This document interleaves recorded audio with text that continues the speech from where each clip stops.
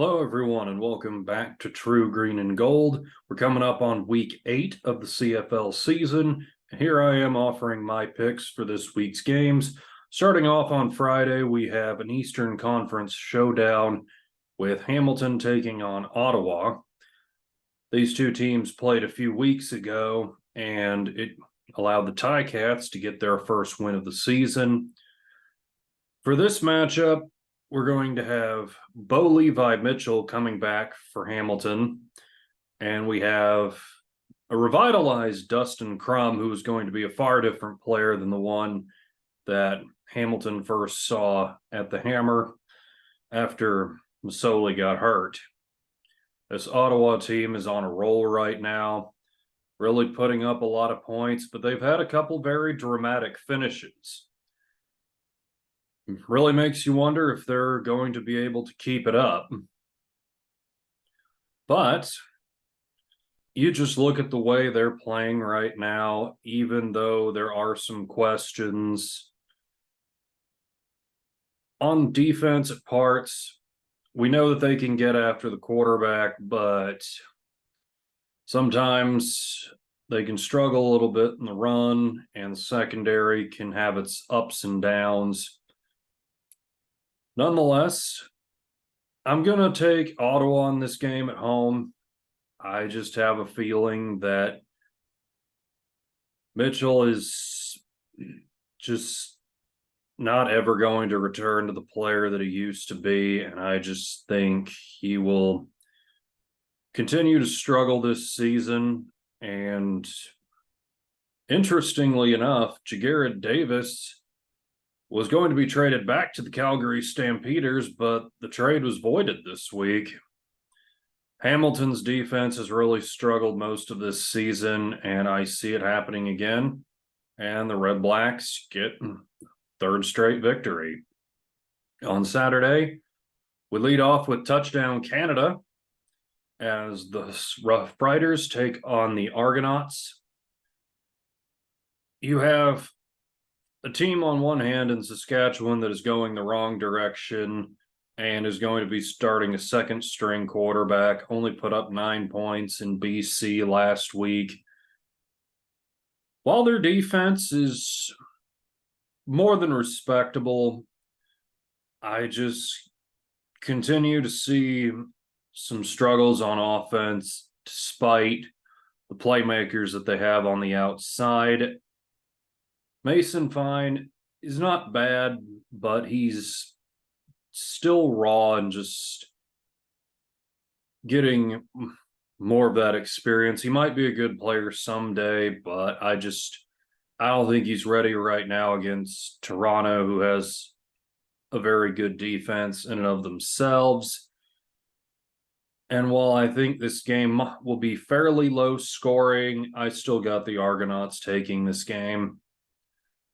Next up, we got the Elks hosting the BC Lions.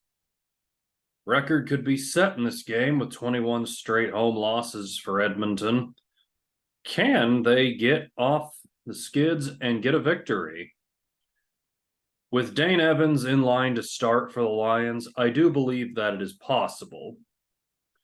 However, I just have to stick with BC in this game for one reason, and we saw that at the end of the Winnipeg game.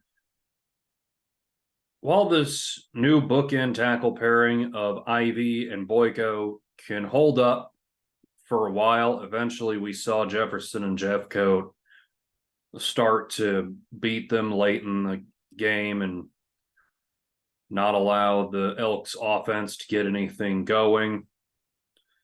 I see a very similar thing happening with Matthew Betts and the Lions D-line this week. I think Edmonton's going to keep it close for a while, but eventually the defense of the Lions is going to put it away.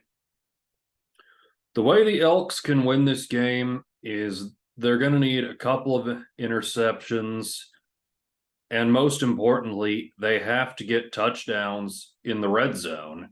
Can't rely on these long bomb passes like we saw from Cornelius to Mitchell last week, because